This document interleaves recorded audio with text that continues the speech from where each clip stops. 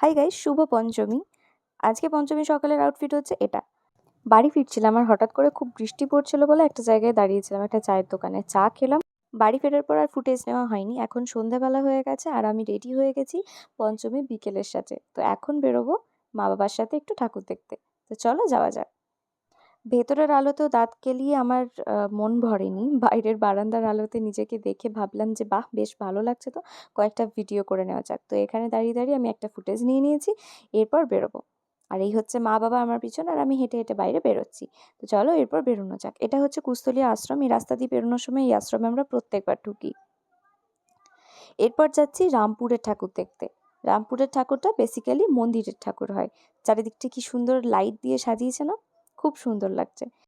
আমরা মেনলি রামপুরের ঠাকুরটা দেখার জন্যই এসেছিলাম। অন্য বছর এটা সকালবেলায় দেখি, কিন্তু এই বছর প্রথম আমরা এটা রাতের বেলা দেখতে এসেছি।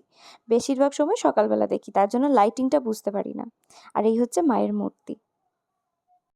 ঠাকুর দেখতে বেরিয়েছি আর বাইরের খাবার না খেয়ে বাড়ি ফিরে যাবো, এটা তো কখনো পসিবলই না। আর এই যে আমি এখন বসে বসে দাঁত খেলাতে খেলাতে ব্রেড চপ এনজয় করছি। This is my kind of Panchami happiness. অবশেষে গোটা বাজার খুঁজে কাচের চুড়িটা পেয়ে গেছি আমি রাধারানী থেকে। আর একটা কানের দুলও কিনেছি।